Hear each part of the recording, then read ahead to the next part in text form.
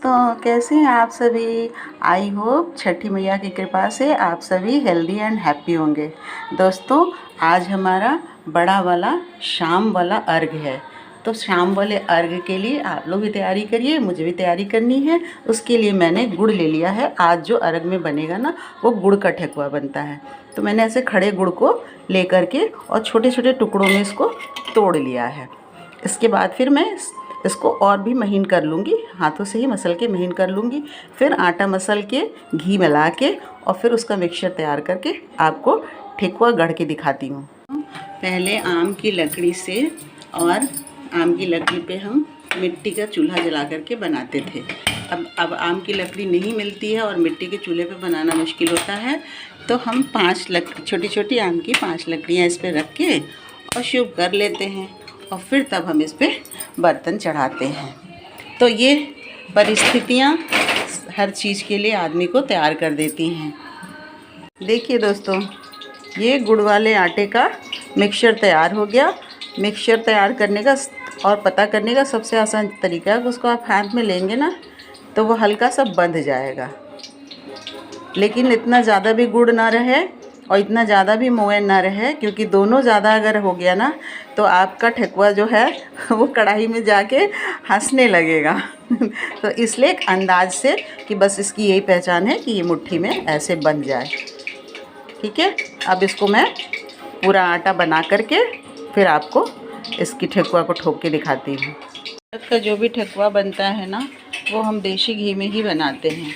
इसको मैं अब कढ़ाई में देसी घी डाल रही हूँ और ये ठेकुआ देसी घी में ही बनेगा। अर्घ वाला बनाने के लिए जो आटा है उसको रोटी की तरह माड़ेंगे नहीं, ऐसे आप थोड़ा भुरभुरा सा उसको कर लेंगे और फिर हाथ में लेके ना इसकी आपको जितना बड़ा बड़ा आपको बनाना है ऐसे बना लीजिए।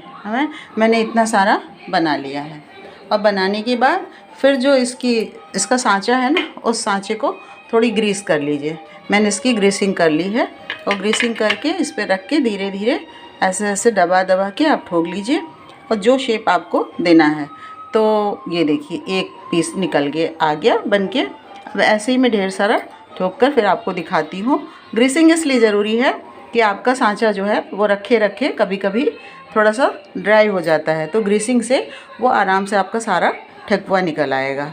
ये गुड़ वाले को ठेकुआ कहते हैं और जो चीनी का बनेगा ना, उसको खजूर कहते हैं। आटा बनाते समय एक ध्यान रखिएगा कि पूरे आटे को एक साथ मत तैयार करिएगा, थोड़े थोड़े आटे को तैयार करिएगा। मैंने 3 बार में आटे को तैयार किया है। थोड़ा थोड़ा आटा लीजिएगा। एक साथ आप आटा लेंगे, अगर जाड़े का दिन है तो घी जम जाएगा और गर्मी का दिन रहेगा तो गुड़ पिघल जाएगा। अब 3 उसमें मैंने किया है। ये तीसरा बैच मैं अब बनाने जा रही हूँ। देखिए, एक बैच की मैंने ठेकुआ ही मैंने तैयार कर लिया है, गढ़ लिया है। एक बैच का ठेकुआ गढ़ लिया है, दूसरा बैच का मैंने लोई तैयार कर लिया है और तीसरा आटा वो करने जा रही हूँ। अब इसका भी लोई बना लूँगी, फिर साथ में सारा ठेकुआ हम ठोक लेंगे और फिर मैं छानने जाती हूँ। ठोकने के लिए ना पहले आप ये दोनों अंगूठे को दोनों को रख करके और ऐसे हल्का हल्का दबा लीजिए और फिर आपको जो शेप देना हो उस शेप पे आइएगा।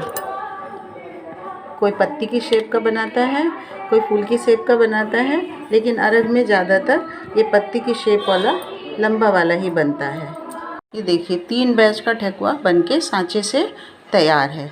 अब इस ठेकुआ को मुझे फ्राई करना है। फ्राई करने के लिए एक बात ध्यान रखना है कि जो घी है वो बहुत खौलता हुआ ना हो, उसमें से धुआं नहीं निकलना चाहिए। आप हाथ रखेंगे तो आपको अंदाज़ा लग जाएगा कि ये देसी घी कितना गर्म है। उसको चेक करने का एक बहुत आसान सा तरीका है। आप एक छोटा सा इसी ठेकुआ के आप एक छोटा सा टुकड़ा लीजिए और घी में डालिए। देखिए, ये बुलबुला उठ रहा है ना, इसका मतलब कि ये घी तैयार है। अब हमको इसमें ठेकुआ को डालना है। बस ये ध्यान रखना है कि घी में मुझे ठेकुआ को बहुत धीरे धीरे सरकाना है। ऐसे छिटक के छोड़ नहीं देना है, धीरे धीरे सरकाइए, क्योंकि छिटक जाएगा तो आपके ऊपर भी घी पड़ जाएगा और आप जल सकते हैं। तो इसलिए आराम आराम से करिएगा और आपका ये कोशिश रहे हमेशा कि जब इसमें आप डाल रहे हो ना, तो इसकी फ्लेम जो है वो बिल्कुल आप लो कर दीजिए। जब ये थोड़ा सा सिक जाए तो फिर लो मीडियम फ्लेम पे ही इसको रखिएगा। बढ़िया से तल गया है, मतलब फ्राई हो गया है। इसका कलर जो दिख रहा है ये जब थोड़ा ठंडा होगा ना तो और ही ये डार्क हो जाएगा।